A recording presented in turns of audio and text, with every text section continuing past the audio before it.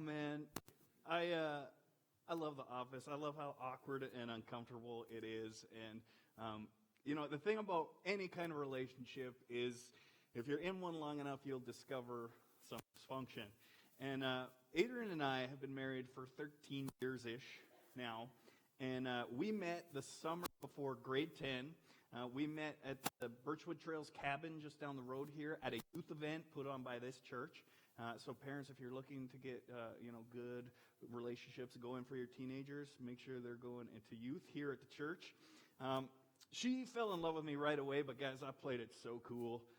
I kind of strung her along for a little bit, and as a member of the AV club and being the theater buff that I was, I kind of had an in, with the ladies. It wasn't a problem for me, so we started dating that year, and we survived high school together, and then after high school we got married on July 7th, 2007, 07. That was kind of an accident, but it was a less than a week of marital bliss before we had our big first blowout fight. We got married in Arkansas, which is where Adrian is from, and it was awesome. Aside from the day before, the church where we were supposed to get married was destroyed by a falling tree. That's a story for another time. But we got so many gifts down there, you guys, like mountains of gifts for our wedding.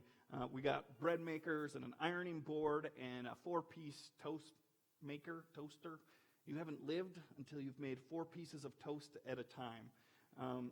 The problem with all these gifts was there was no way for us to get them back to Fort McMurray. They weren't going to get on the plane, and so we decided that we were just going to take them back to the store and get cash back for them. And it's Arkansas, so 99% of the gifts were from Walmart.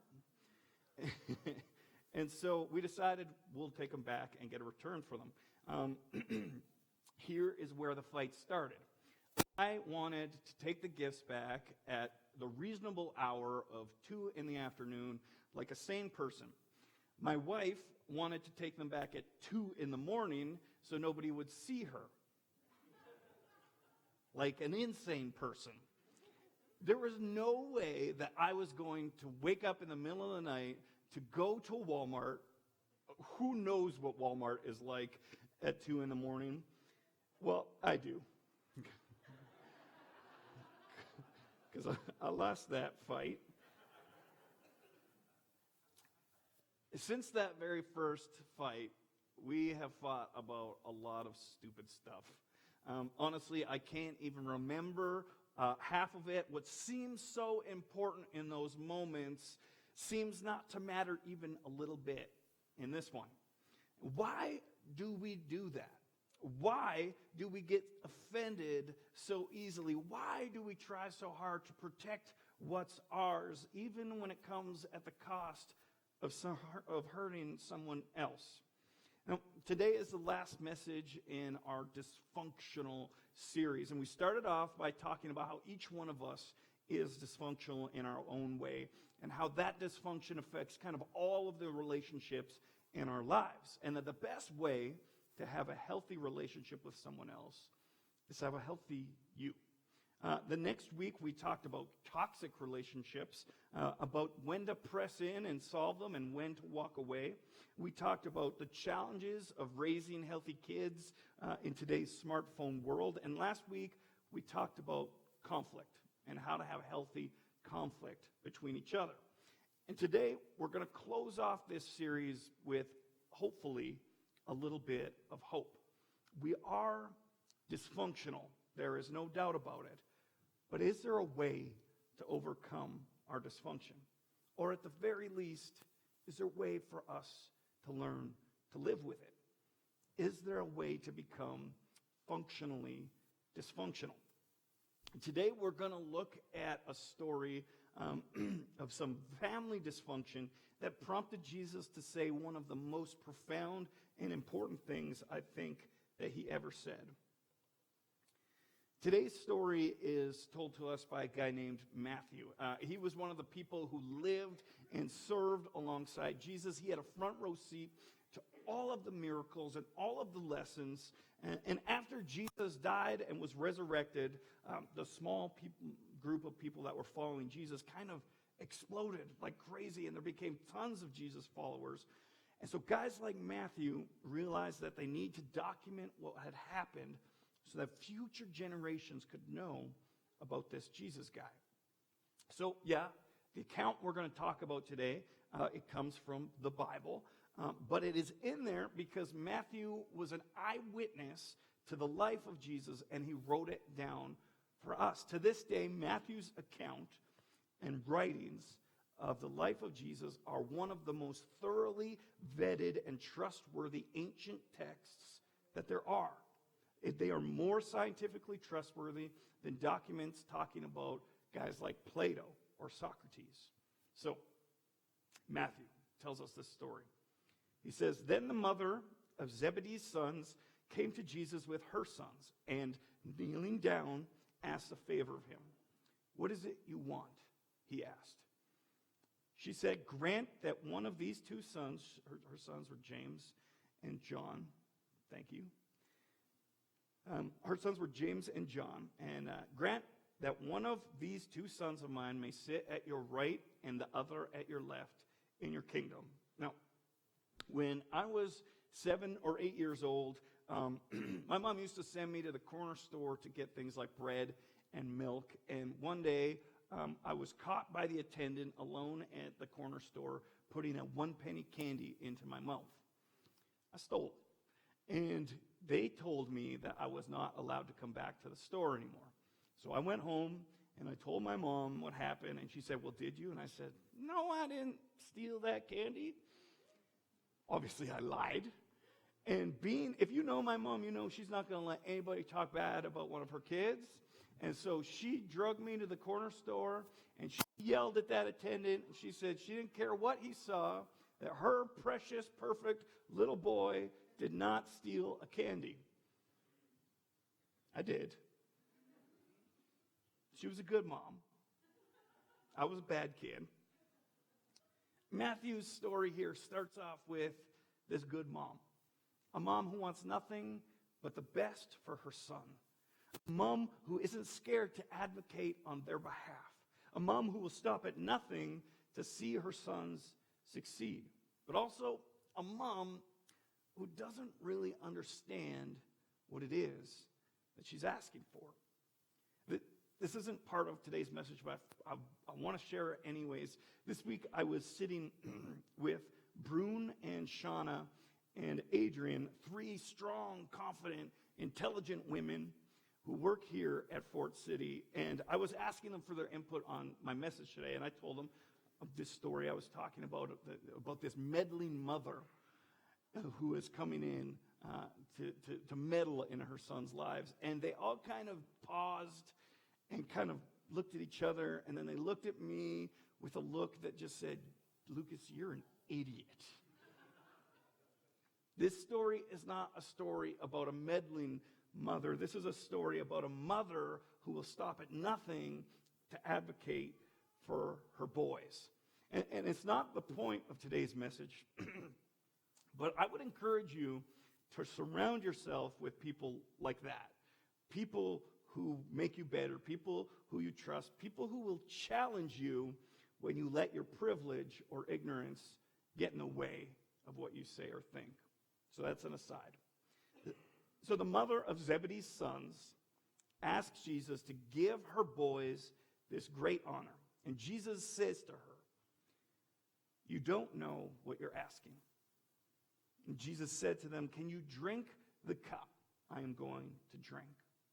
And Matt Manili this week reminded me that at this point in the story, in history, the people following Jesus were following, thinking that he would become an earthly king, that he would sit on an earthly throne, that he would unseat the Romans from the control they had, that Jesus would become a king. And so when they're asking to sit at his left and right, they're not talking about an earthly throne. They're talking, or a heavenly throne. They're talking about an earthly one. They're asking for power and prominence. And so Jesus asks them this question, "Can you drink the cup I am going to drink?" And James and John, these losers, they peek their head out from behind their mom. Right? They were there this whole time. Oh, hey, Jesus, we're here. We can. We can drink from your cup. This is embarrassing. These grown men just sent their mom in to ask this question of Jesus on their behalf. And you guys want to know something funny? Jesus actually ends up giving James and John a nickname. And Jesus ends up calling these two brothers the sons of thunder. It's true. These guys were tough. They could work all night. They could probably hold their own in a fist fight. They had a reputation, but they still had to send in their mommy to ask Jesus this tough question. And so Jesus asks them if they can handle it, and these sons of thunder step out from behind their mom, and they tell Jesus, yeah, we can handle it. All things considered, I think Jesus' response to them is pretty gracious. Here, you guys can read it. I'm going to have a sip of tea.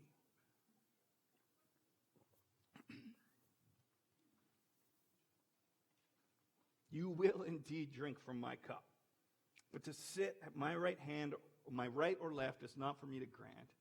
These places belong to those for whom they have been prepared by my Father. See, James and John didn't understand it at the time, but Jesus was telling them that one day they would drink from his cup, that one day they would be persecuted for following Jesus, and that James would actually give his life for following Jesus. Now, I can't blame them for what they tried to do here. It seems only natural to want power, for us to make sure we have the upper hand, to be the ones in control, to be the most liked and respected. And, you know, it's kind of funny here at Fort City. We have this kind of internal battle going on between the members of the YWAM staff team and the Fort City staff team to become Brune's favorite. Brune is our office admin here at Fort City, and so that means she pretty much runs this place. You heard her. Dulcie thinks that she's Brune's favorite. Steph and Adrian think that she's Brune's favorite. But, you know, they try so hard. Okay, guys. I think the person that should be Brune's favorite is the one who doesn't try so hard, the one who's just himself, you know, the one who doesn't care if he is the favorite or not. You guys think I'm her favorite, right? Yeah, we'll see. There's something about us, there's something inside of each one of us, something deep. We want to be at the top of the food chain. Like the sons of thunder, we want to be successful. We want to be important. We are a bit selfish like that.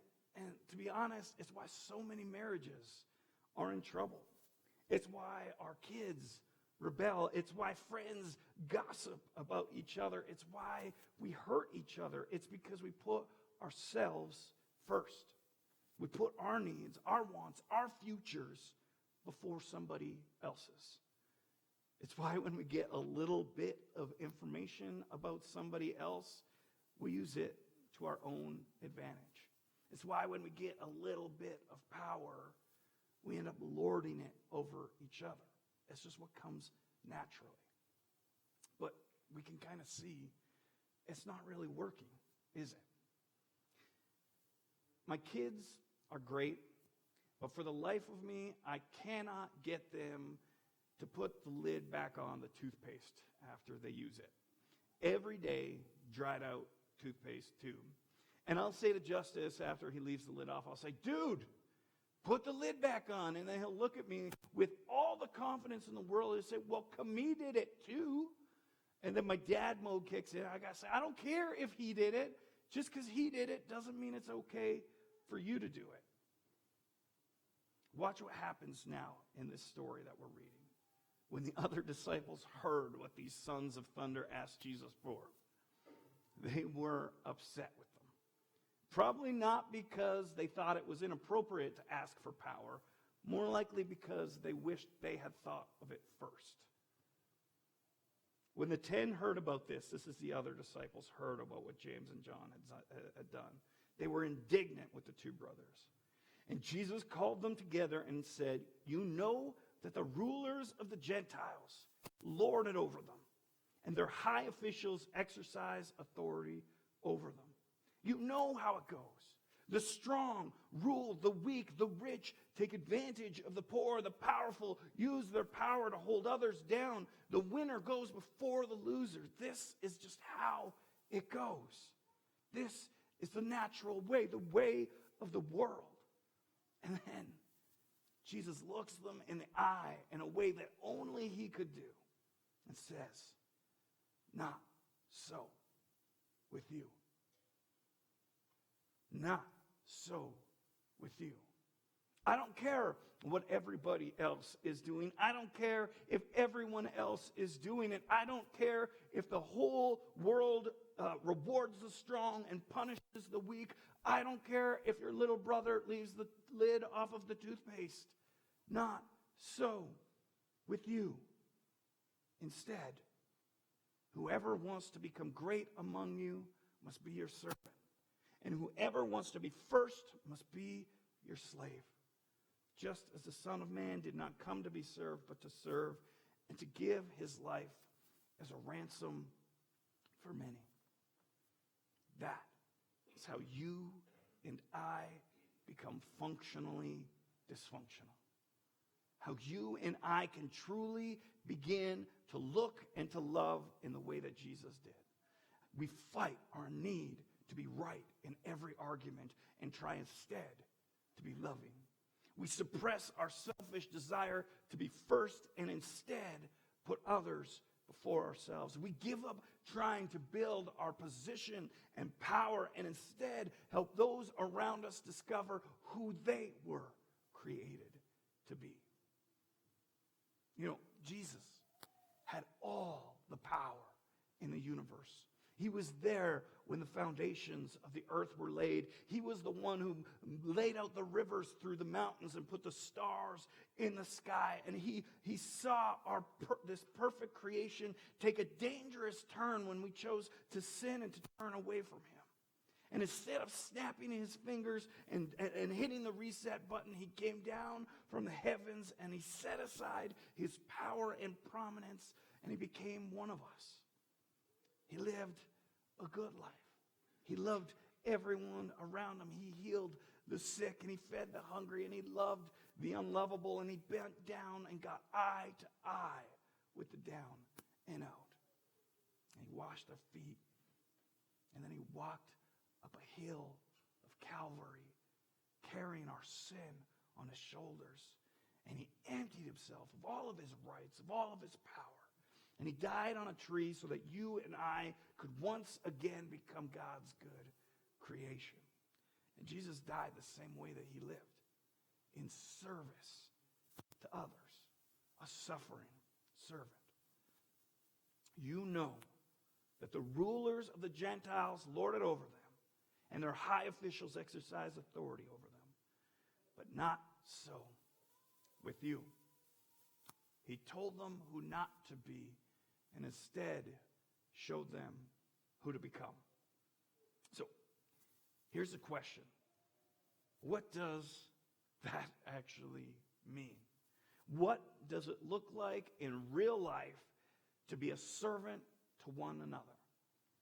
After the life and death and resurrection of Jesus, the early church leaders devoted a ton of energy trying to answer that question. And I think they actually came up with some pretty good ideas. We have a list. We're going to read through them. Paul told us to honor one another. He told us to accept one another. We're told to bear with one another. I know you can imagine or think about a person right now that you struggle to bear with. To forgive one another. James, the brother of Jesus, told us to pray for one another.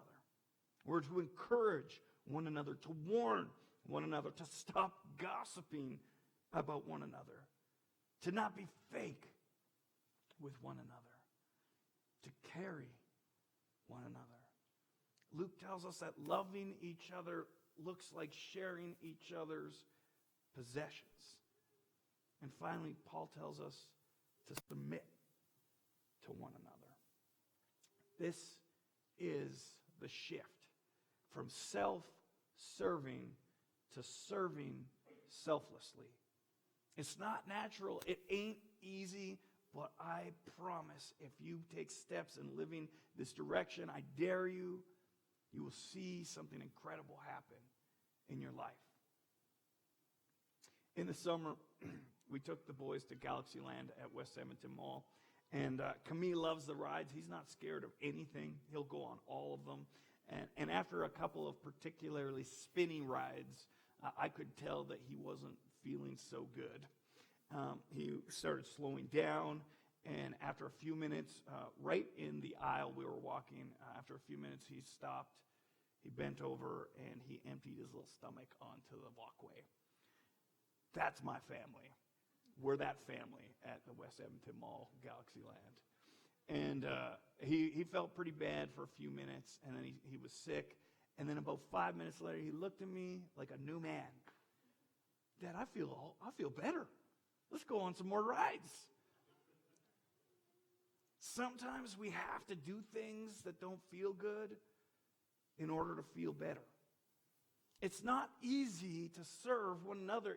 It's not super exciting to give up your power. It's not super fun to submit to one another. It isn't the greatest thing out there. But it's a hard thing that turns into a great thing. Because the reward doesn't come before we serve each other. It comes after. Forgiving is hard, but once you've done it, you discover you feel a little bit freer. Sharing and being generous comes at a real tangible cost. But after you've blessed someone, you may discover that you feel blessed yourself. The world holds grudges, but not so with you. The world talks trash about each other, but not so with you. The world hoards its time and its wealth, but not so with you. The world says me first, but not so with you. I'm going to invite the worship team to come back up now as we close and move into a time of communion. But I don't know if you guys can tell this about me or not, but I am a real big fan of this Jesus guy. He has some radical, world-changing ideas. And he didn't just talk the talk, but he walked the walk. It was laid out. It was dark. And Jesus sat with his closest friends. His ideas had upset the people with the power. The people in charge were threatened by these radical ideas of Jesus. And Jesus knew that they were coming for him because of it. He knew that this would be his last night with his disciples and his closest friends, these men and women who he had been in the trenches with for years. He loved these people with everything that he had in him. And he sat with them, knowing that these final words, this last night with them, these final words would have to be important. They had to matter. How do you summarize years and years of teaching in just a small moment? So he told them, my children, looking at his friends, James and John, Peter and the others there, my children, I will be with you only a little while longer. And where I am going, you cannot come. He probably caught them off guard. They were probably having a good night up until this moment. They wanted to follow him anywhere. He was their whole lives. But Jesus knew that after he was gone, it was this small group that was going to take his message to the whole world. And so he made that message as simple as he possibly could. Something they couldn't screw up. Something they could never forget. You can't come with me, but remember this. A new command I give you. Love one another. As I have loved you, so you must love one another. Then he showed them what that meant. The one who holds the universe together, the one who is before all things, the Creator himself, gave his life for you and for me. He didn't use his position to his own advantage. He didn't use his power to save himself. Instead, he gave up all that he had for you and for me. So, do you want to have healthy relationships with your spouse and with the people around you?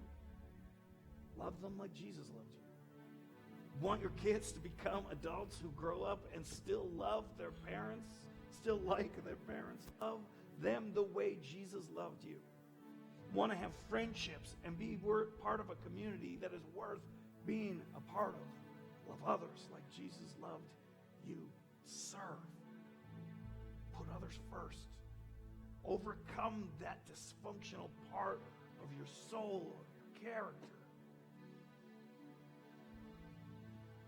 This is where the way it's always been done becomes a better way.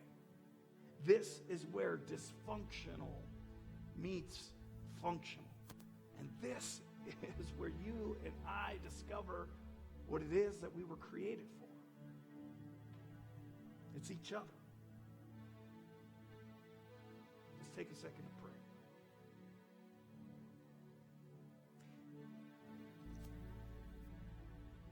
Jesus,